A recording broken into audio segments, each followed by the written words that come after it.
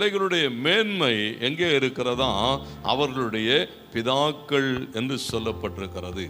ஒரு நல்ல தகப்பன் தன் பிள்ளைகளுக்கு ஒரு மேன்மையை சம்பாதித்து கொடுக்கிறான். இன்றைக்கு அநேக தகப்பன்மார்களை நீங்கள் பார்க்கிற போது அவர்கள் அந்த குணாதிசயங்களை இழந்திருக்கிறதை நாம் பார்க்க முடியும். ஆண்டவருடைய பிள்ளைகளாக தேவன் என்ன எதிர்பார்க்கிறார்? பிள்ளைகளுடைய மேன்மை எங்கே இருக்கிறது? யார் உன்னுடைய தகப்பன் என்று கேட்கிற போது அந்த கேள்விக்கான பதில் இன்றைக்கு அநேக பிள்ளைகளாலே அவர்கள் தகப்பனை குறித்து பேச முடியவில்லை. தன் தகப்பனை குறித்து அவர்களால் என்ன செய்ய முடியவில்லை? மற்றவர்களிடத்தில் அறிமுகப்படுத்த முடியவில்லை. ஏனென்று சொன்னால் அந்த தகப்பனுக்குரிய குணாதிசயங்களை இழந்திருக்கிறதை நாம் பார்க்க முடியும். ஆண்டவருக்கு மகிமை உண்டாட்டும். ஒரு தகப்பன் எப்படி இருப்பான், எப்படி இருக்க வேண்டும் என்று வேதம் சொல்லுகிற போது ஒரு நல்ல ஆவிக்குரிய தகப்பனாக பிதாவை போல தேவனுக்கு மகிமை உண்டாட்டும். ஆண்டவர் அதை தான் எதிர்பார்க்கிறார். அவர் மனிதனை உண்டாக்கின போது அவருடைய சாயலிலே, அவருடைய சாயல் என்பது என்ன? கர்த்தருக்கு மகிமை உண்டாகட்டும். பிதாவாகிய தேவனுடைய அன்பு. இன்னைக்கு ஆண்டவர் எதிர்பார்க்கிறார். ஒரு நல்ல தகப்பன் எப்படிப்பட்டவனாக இருக்க வேண்டுமா? ஒரு அன்பு செலுத்துகிறவனாக. எப்படிப்பட்டதான அன்பு? என்னோடு கூட எபேசியருக்கு எழுதின நிருபம் 5ஆம் அதிகாரம் 28வது வசனம். அப்படியே புருஷர்களும் தங்கள் மனைவிகளை தங்கள் சொந்த சரீரங்களாக பாவித்து அவர்களில் அன்பு கூற வேண்டும். தன் மனைவியில் அன்பு கூறுகிறவன் தன்னில் தானே அன்பு கூறுகிறான். ஆண்டவருக்கு மகிமை உண்டாகட்டும். நல்லா கவனிங்க. பிதாவாகிய தேவன் என்ன செய்தார்? அன்பு கூர்ந்தார். யாரிடத்திலே? யாருக்காக? இங்கே சொல்லப்பட்டிருக்கிறது மணவாட்டிக்காக என்று நாம் பார்க்கிறோம். ஒரு மணவாளனாகிய தேவன் மணவாட்டின் மீது வைத்ததான அந்த அன்பு, இன்றைக்கு வரைக்கும் இயேசுவினுடைய அன்பை பேசுகிறோம் என்று சொன்னால் இயேசுவினுடைய அன்பு எப்படிப்பட்டது? இங்கே வேதம் என்ன எதிர்பார்க்கிறது? பவுல் எபேசு சபைக்கு எழுதுகிற போது சொல்லுகிறான், அப்படியே புருஷர்களும் என்ன செய்ய வேண்டி இருக்கிறதா? தங்களுடைய மனைவியிலே அன்பு கூற வேண்டும். ஏன் அன்பு கூற வேண்டும்? நீ ஒரு நல்ல தகப்பனாக இருக்க வேண்டும். ஆனால் என் வேதம் என்ன எதிர்பார்க்கிறேன்னு சொன்னா, நீ உன் மனைவியை நேசிக்கிற போது, உன் மனைவியினிடத்திலே உன் மனைவிக்குண்டான காரியங்களை நீ செய்கிற போது அங்கே என்ன சம்பவிக்கிறதுன்னு சொன்னா, சுத்தி இருக்கிறதானே உன் பிள்ளைகள் அதை கவனித்துக் கொண்டு இருக்கிறார்கள். இன்னைக்கு பாருங்க, அநேக பிள்ளைகள் கர்த்தருக்கு மகிமை உண்டாட்டும். வாலிப பிள்ளைகள் சொல்லுகிறார்கள், பாஸ்டர் நான் கல்யாணமே பண்ணிக்க மாட்டேன் பாஸ்டர். ஏன் இப்படிப்பட்ட தீர்மானத்துக்குள்ளாக போகிறார்கள்? அவர்கள் பார்க்கிறார்கள் குடும்பங்களிலே ஒரு தகப்பன் தன்னுடைய மனைவியினிடத்திலே, பாருங்க அந்த பிள்ளைகள் அதையெல்லாம் கவனிக்கிறார்கள், பார்க்கிறார்கள். அந்த அன்பு செலுத்தாத கணவன்மார், அவமதிக்கிற கணவன்மார், குடித்து விட்டு வந்து மனைவியை அடிக்கிற கணவன்மார், இவைகளெல்லாம் பார்க்கிற போது அந்த திருமண குறித்ததான காரியங்களிலே பிள்ளைகள் சோர்ந்து போகிறார்கள்.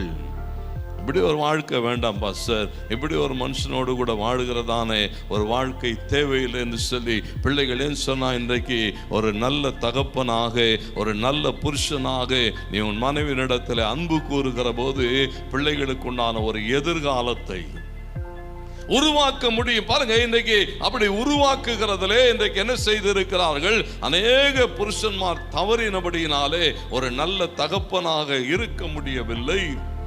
பார்க்கிறான். கர்த்தருக்கு மகிமை உண்டாகட்டும். அந்த பிள்ளைகள் பார்க்கிறது, அந்த தகப்பன் தன்னுடைய மனைவி, தேவனுக்கு மகிமை உண்டாகட்டும், அவன் பேசுகிற காரியங்கள், குடித்து விட்டு வந்து அடிக்கிற காரியங்கள், அவளை போராட்டத்தோடு கூட நடத்துகிற காரியங்கள், இவைகளெல்லாம் பார்க்கிற போது அந்த பிள்ளைகளுக்கு அவன் என்ன செய்யவில்லையா? வேதம் என்ன கற்றுக் கொடுக்கிறன்னு சொன்னா, பிள்ளையானவன் நடக்க வேண்டிய வழியிலே அவனை நடத்து. இவன் நடக்கணும். தேவனுக்கு மகிமை உண்டாகட்டும். இவன் அந்த பாதையிலே நடக்காதபடினாலே அதை பார்க்கிற பிள்ளைகள் எப்படி வருகிறார்களா? அந்த அன்பை அறிந்து கொள்ள முடியவில்லை. பிதாவாகிய தேவன் என்ன செய்தார்? ஆண்டவருக்கு மகிமை உண்டாட. உபாகமத்தின் புத்தகம் 7ஆம் அதிகாரம் 7-8 வசனங்களை நீங்கள் வாசித்து பாருங்கள். அங்கே போடப்பட்டிருக்கிறது. ஆண்டவர் சொன்னார், சகல ஜனங்களிலும் திரட்சியான ஜனம் என்று அன்பு கூறவில்லை, கொஞ்சம் ஜனமாக இருந்தீர்கள். ஆண்டவருக்கு மகிமை உண்டாகட்டும். பாருங்க, அங்க பிதாவாகிய தேவனுடைய அன்பு. ரோமர் 8:32 பவுல் சொல்லுகிறான், தம்முடைய சொந்த குமாரன் என்றும் பாராமல் தம்மையே கொடுத்ததான அந்த அன்பு.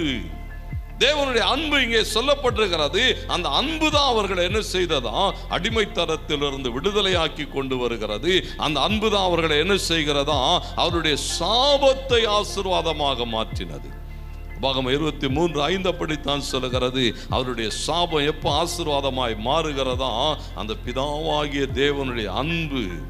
கொஞ்ச ஜனமா தான் இருந்தாங்க, ஆண்டவருக்கு மகிமை உண்டாகட்டும், ஆனாலும் நேசித்தார். தேவனுக்கு மகிமை உண்டாகட்டும். ஒரு நல்ல தகப்பன்மார். இன்னைக்கு ஆண்டவர் என்ன எதிர்பார்க்கிறார்? ஒரு நல்ல தகப்பனாக நீ இருக்க முடியுமானால் பவுல் அதை தான் எதிர்பார்க்கிறார். புருஷர்களே, உங்கள் மனைவியினிடத்திலே நீங்கள் அன்பு கூறுங்கள், அவளை சரியா நீங்க நடத்துங்க. தேவனுக்கு மகிமை உண்டாகட்டும். பிதாவாகிய தேவன் தன்னுடைய மனவாட்டியாகிய சபையை நடத்துகிற விதத்தை நீங்கள் கவனித்து பாருங்கள். இன்றைக்கு ஆண்டவருக்கு மகிமை உண்டாகட்டும். ஒரு தகப்பன்மார் தேவனுக்கு மகிமை உண்டாகட்டும். அந்த அன்பு, அந்த அன்பை நீ வெளிப்படுத்தி ஆக வேண்டும். அந்த அன்பை என்ன செய்ய வேண்டுமா, காரியங்கள் இன்னைக்கு பல நேரங்களில் ஒரு தகப்பனுக்கு என்ன செய்ய முடியாமல் இருக்கலாம். ஒரு தாயை போல தன்னுடைய அன்பை வெளிப்படுத்த முடியாமல் இருக்கலாம். அநேக நேரங்களில் நாம் எதிர்பார்க்கிறோம், ஒரு தகப்பன் இப்படி ஒரு தாயை போல. கர்த்தருக்கு மகிமை உண்டாகட்டும். அம்மாலாம் அப்படி இல்லை. அம்மா நான் அப்படியே பிள்ளைங்களை கூப்பிட்டு கொஞ்சம் காரியங்களை நீங்கள் பார்க்க முடியும், பிள்ளைகளுக்கு உண்டான காரியங்களை செய்கிறதை பார்க்க முடியும். ஆனால் தகப்பனுடைய அன்பு என்ன செய்கிறது இல்லையா, எல்லா நேரங்களிலும் அப்படி வெளிப்படுகிறது இல்லை. கர்த்தருக்கு மகிமை உண்டாகட்டும். அவனுடைய அன்பு அவனுடைய கண்களிலே தெரியும். அவனுடைய அன்பு அந்த பிள்ளைகளுக்காக அவன் உழைக்கிற உழைப்பிலே தெரியும். அவன் படுகிற பிரயாசங்களிலே தெரியும். கர்த்தருக்கு மகிமை உண்டாகட்டும். அந்த பிள்ளைகள் மேலே அவன் வைத்திருக்கிறதான அந்த நம்பிக்கையிலே தெரியும். தேவனுக்கு மகிமை உண்டாகட்டும். இன்றைக்கு ஆண்டவர் என்ன எதிர்பார்க்கிறான்னு சொன்னா, ஒரு அன்புள்ளவர்களாக இருங்கள்.